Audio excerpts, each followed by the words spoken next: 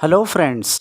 आज हम लोग मराठी आंतर भारती इयत्ता 9वी का लेसन नंबर 10 जडणघडण इसके क्वेश्चन एंड आंसर स्टडी करेंगे।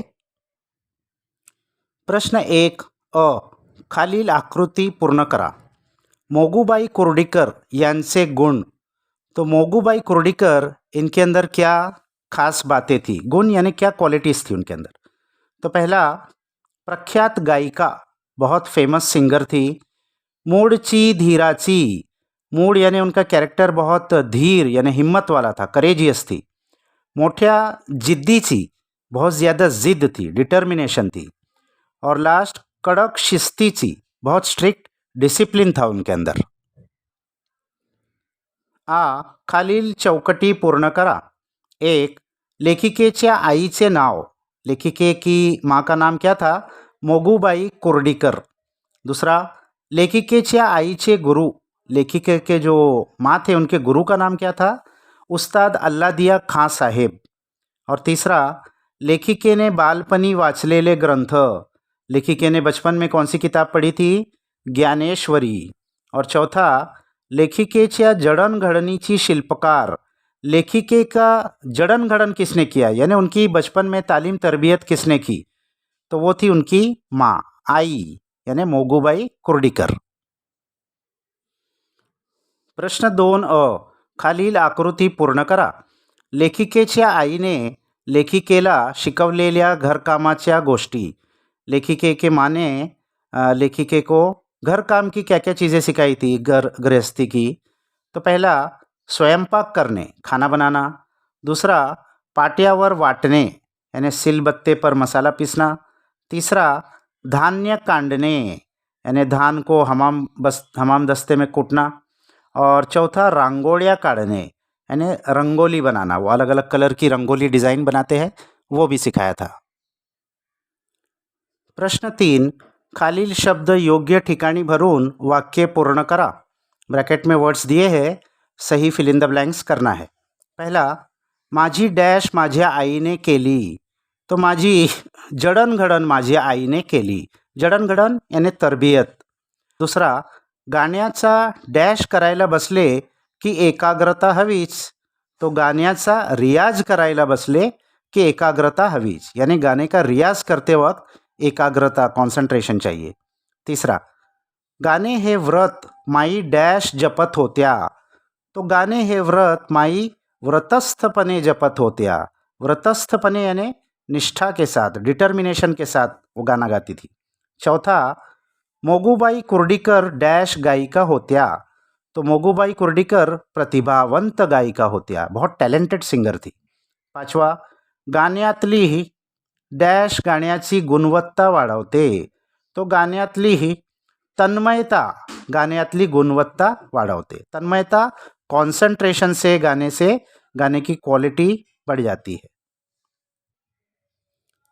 प्रश्न 4 अ खालील वाक्प्रचारांचे योग्य अर्थ शोधा। ये जो प्रोवर्ब्स है इसका सही मीनिंग क्या है? नाकी दम येने, तो इसका सही मीनिंग है ये दूसरा वाला, खूब थकून जाने, बहुत ज़्यादा थक जाना, नाक में दम हो जाना। आटोकाट प्रयत्न करने, इसका सही मीनिंग है तीसरा, कसून प्रयत्न करने, बहुत ज़्यादा कोशिश करना। खालील वाक्यांतील चुकीची विरामचिन्हे बदलून योग्य विरामचिन्हे वापरून वाक्य पुन्हा लिहा। नीचे सेंटेंस में गलत पंक्चुएशन मार्क्स लगाए हैं, उसको सही पंक्चुएशन मार्क्स हमको लगाना है।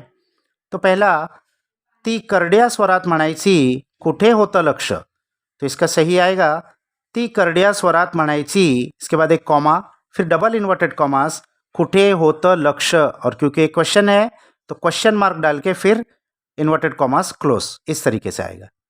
दूसरा, काय वाचावे, कसे वाचावे याची शिस्त ही माईने लावली। तो ये सही है, इसको ऐसे ही लिखेंगे, काय वाचावे यहाँ कॉमा आ जाएगा, कसे वाचावे याची शिस्त ही माईने लावली, लास्ट में फुल स्टॉप आ जाएगा। और फिर तीसरा, स्वयंपाक करणे, पाट्यावर वाटणे, धान्य कांडणे, अशा कितीतरी गोष्टी मी शिकले। तो यहाँ कॉमा आना चाहिए, वहाँ उन्होंने फुल स्टॉप लगा दिया है। स्वयंपाक करणे कॉमा, पाट्यावर वाटणे कॉमा, धान्य काढणे, अशा कितीतरी गोष्टी मी शिकले. तो लास्ट में फुल स्टॉप आ जाएगा. प्रश्न 5 स्वमत. अपने ओपिनियन से आन्सर लिखना है. 1. बालपणीचा काळ लेखिकेला महत्त्वाचा वाटतो. या विधानाचा अर्थ तुमच्या शब्दांत लिहा. बचपन का जो समय होता है वो लेखिके को बहुत इम्पोर्टेंट लगता है. तो इस सेंटेंस का मीनिंग आप अपने वर्ड्स में लिखिए. उत्तर. बालपणी लेखिकेच्या आईने तिच्या मनावर सुसंस्कार घडवले. बचपन में लेखिके की माँ ने उनके ऊपर बहुत अच्छी तरबियत की. घर काम ही शिकवले, घर के काम भी उनको सिखाए. पहाटे उठून रियाज करण्याची सवय लावली.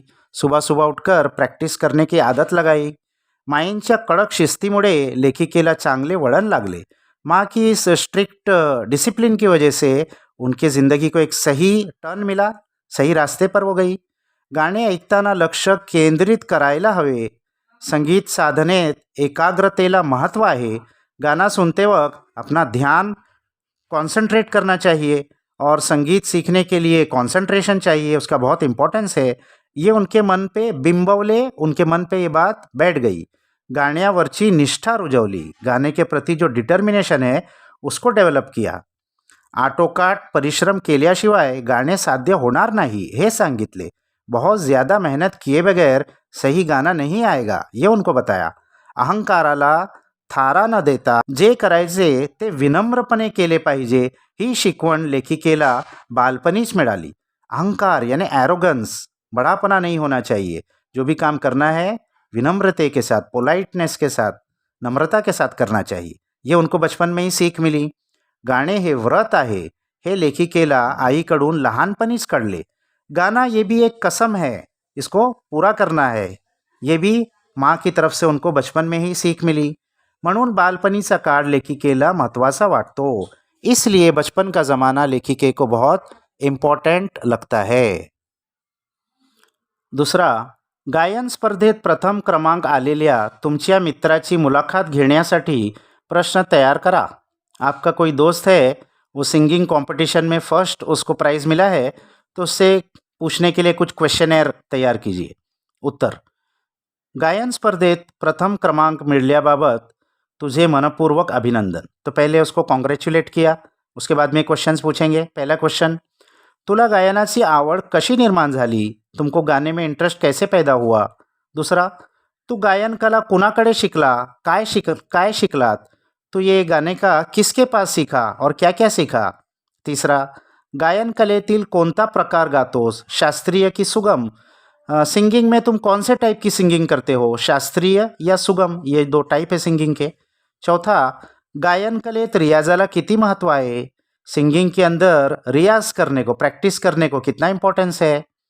पांचवा, गायन कला विकसित करण्यासाठी काय करशील?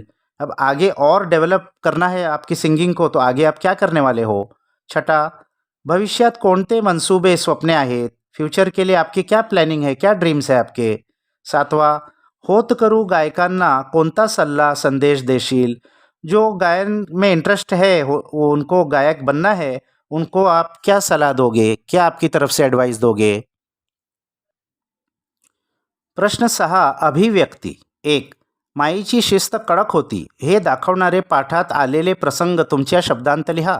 माँ की जो डिसिप्लिन थी वो बहुत स्ट्रिक्ट थी. ये दिखाने के लिए लेसन में क्या क्या इंसिडेंट आए वो लिखिए. उत्तर. गाणे शिकताना गाण्याकडे पूर्ण लक्ष केंद्रित केले पाहिजे असा माईचा कडक नियम होता. गाना सीखते वक्त गाने की तरफ ही पूरा ध्यान होना चाहिए, ऐसा माँ का बहुत स्ट्रिक्ट कानून था.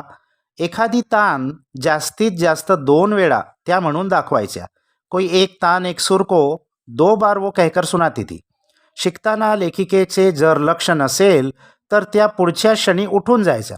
सीखते वक्त अगर उन्होंने देखा कि लेखिके का ध्यान नहीं है तो वो अगले ही क्षण में उठकर चले जाती थी. संध्याकाळी कार्यक्रम बघण्याचा हट्ट जर लेखिकेने धरला तर माई गृहपाठ झाला का करून असे विचारायच्या. शाम के वक्त अगर लेखिके ने किसी प्रोग्राम को देखने की जिद की तो वो कहती थी कि क्या होमवर्क हो गया तुम्हारा, ऐसा पूछती थी. यानी बहुत स्ट्रिक्ट डिसिप्लिन था उनका. पहाटेला रियाज करतानाही स्वरांकडे माईंचे बारीक लक्ष होते. सुबह सुबह रियाज करते वक्त भी स्वर के ऊपर बहुत बारीक उनका ध्यान रहता था. एखादा स्वर चुकला की चटकन सांगायच्या आणि एखादी तान गाऊन म्हण आता ही तान 108 वेळा अशा माई बजावायच्या. तो अगर एक भी गलती हो गई स्वर में तो फौरन वो टोकती थी और एक तान सुनाकर फिर कहती थी अब 108 बार इसको रिपीट करो. एकदा मुंबईत जहांगीर आर्ट गॅलरीत माईंचे गाणे होते. मुंबई की एक फेमस गॅलरी है जहांगीर आर्ट गॅलरी. वहाँ उनका एक बार प्रोग्राम था. मागे तानपुऱ्यावर लेखिका बसल्या होता. पीछे वो जो इंस्ट्रूमेंट होता है तानपुरा, वो लेखिका बजा रही थी. कुतूहलाने पाहणाऱ्या श्रोतांचा समुदाय लेखिका उत्सुकतेने न्याहाळत असल्यामुळे त्यांचा तानपुरा नीट लागला नहीं. अब क्योंकि वो छोटी थी तो बहुत सारे लोग को देखकर वो क्यूरियस होकर उनमें मगन हो गई, तो उनका तानपुरे में कुछ मिस्टेक हो गई. हे माईंच्या लक्षात येताच माई दरडावून म्हणाल्या, येत नसेल तर उठ नि उतर खाली, अगर नहीं आ रहा है तो छोड़ो और नीचे उतर जाओ. अशा प्रकारे माईंची शिस्त कडक होती. इस तरीके से माँ का डिसिप्लिन बहुत कडक था, स्ट्रिक्ट था. दूसरा, तुमच्या आईच्या शिस्तप्रियतेचा तुम्हाला आलेला अनुभव वर्णन करा. आपकी मदर के भी कुछ डिसिप्लिन का कोई इंसिडेंट है तो उसको आप बताइए. उत्तर, माझी आई प्रेमळ आहे. मेरी माँ बहुत प्यार करती है, पण काही बाबतीत ती कडक शिस्तीची आहे. लेकिन कुछ मामलों में वो बहुत स्ट्रिक्ट डिसिप्लिन भी है उनके अंदर. मी नीटनेटका व स्वच्छ राहावे हा तिचा आग्रह असतो. मैं हमेशा साफ सुथरा रहूं ये उसका आग्रह रहता है. विचारपूर्वक कृती कर असे तिचे मला नेहमी सांगणे असते. कोई भी काम करो सोच समझ कर करो, ऐसा वो हमेशा मुझे कहती है. एकदा जेवताना मला भाजी आवडली नाही व भूक फार नव्हती, म्हणून मी अर्धवट जेवण टाकून उठलो. एक बार खाते वक्त मुझे भाजी पसंद नहीं आई और भूख भी मुझे नहीं लगी थी, तो मैं आधा खाना छोड़कर उठ गया. तेव्हा माझी आई खूप रागावली. तो उस वक्त मेरी माँ बहुत गुस्सा हो गई. म्हणाली, असा अन्नाचा नाश करू नये, ऐसा खाने को वेस्ट नहीं करना चाहिए. ताटात अन्न शिल्लक ठेवू नये. खाने की प्लेट में खाना छोड़ना नहीं चाहिए. आधी आपल्याला हवे तितकेच काढून घ्यावे. पहले ही हमको जितना चाहिए उतना ही हमको लेना चाहिए. अन्नाची नासधूस गैर वाजवी आहे. यानी अन्न को वेस्ट करना, खाने को वेस्ट करना बहुत ही गलत हरकत है. तुला माहीत आहेत का, तुमको मालूम है क्या, आपल्या देशात 1/4 जनता अर्धपोटी रहते. अपने देश की 1/4 जो पॉपुलेशन है वो आधा पेट खाना खाती है, गरीब लोग है. तुम्हाला खायला मिळते याचा माज करू नका. तुमको खाने मिल रहा है तो उसको फिर ऐसा वेस्ट मत करो. तेव्हापासून मी कटाक्षाने जेवढे हवे तेवढेच खातो. तो उस समय से फिर मुझे जितना खाना लगता है मैं उतना ही लेकर खाता हूँ. ताटात अन्न मुळीच शिल्लक ठेवत नाही व वेळेवर जेवतो. प्लेट के अंदर खाना बिल्कुल भी नहीं बचाता हूँ और वक्त पर खाना खाता हूँ. तो ये डिसिप्लिन माँ के वजह से आया है. तो यहाँ ये क्वेश्चन आंसर्स ख़त्म हो गए. इसको अच्छे से अपने बुक्स में लिख लो. नेक्स्ट वीडियो तक बाय बाय.